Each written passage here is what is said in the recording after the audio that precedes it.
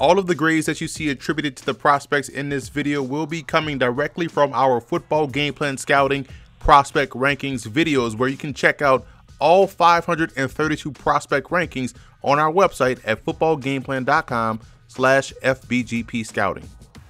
The Cleveland Browns do a fantastic job of manipulating and working the NFL draft, and the 2017 draft wasn't any different. The Browns willed and dealed their way to an additional first-round pick, giving them 3 in total, and with their 10 selections overall, they were definitely able to make themselves a better football team moving forward. Larry Ogunjobi out of Charlotte, Roderick Johnson out of Florida State, and Matt Days out of NC State were very productive players at their respective colleges who logged a lot of starts. Zane Gonzalez was an All-American and Lou Groza Award winner this past season, which is given to the top kicker in college football, which is fitting that the Browns drafted him, seeing that Groza himself embarked on his Hall of Fame career with the Cleveland Browns.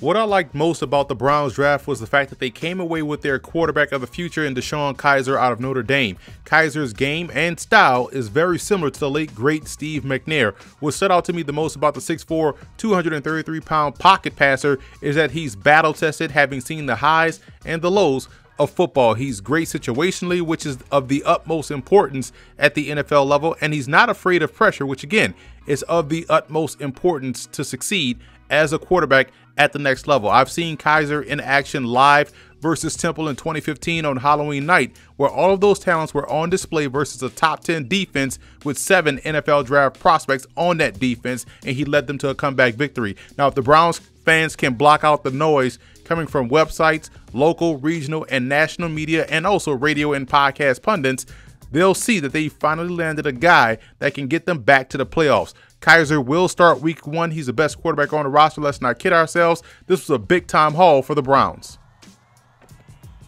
David Njoku was my #1 rated flex tight end in this draft class, and when you look at his ability as a receiver in conjunction with last year's draft pick Seth DeValve out of Princeton, it wouldn't surprise me to see more 2 or even 3 tight end sets coming from the Browns this season. He's a chore to cover if you're a linebacker, and with 2 athletic and versatile pass catchers at tight end, the Browns will be very difficult to match up against in 2017. Defensively, the Browns got better as well, and although I don't view Myles Garrett as the next Julius Peppers or even the next Jadeveon Clowney, he's still good enough of a player to have an impact on this team, which is why he graded out as my #1 edge rusher in this draft class despite my reservations about his game. The Browns are loaded on the edge, so we'll see how he'll grow into his role with Cleveland.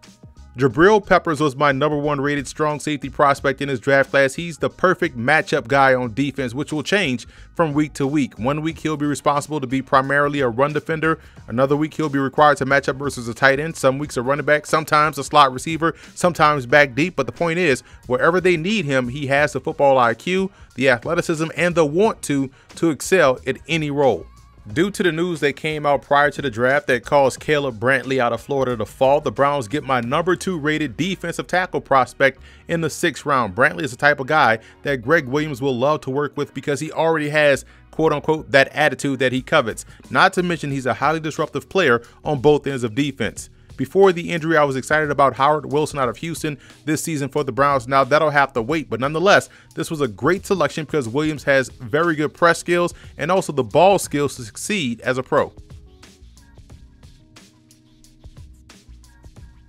Channing Stribling out of Michigan was a prospect that I was higher on than most. I love his ability in man coverage and how he's able to consistently play with length. He was also one of the top corners at the East-West Shrine game this past January. He'll definitely have a role as a rookie. Carter Schultz out of Northern Iowa was another East-West Shrine game standout. He was also one of the best edge rushers coming out of the FCS this season and can play multiple spots within a defense just like he did throughout the course of his collegiate career.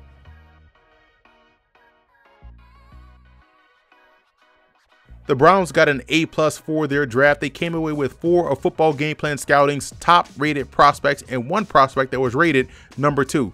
People can say what they want about Sashi Brown and the analytics, so to speak, but the Browns got everyone to believe that they were after one player when they never had any intentions of doing just that. They used that to manipulate the draft to get exactly who they targeted all along. Expect the Browns to flirt with 8 victories this season.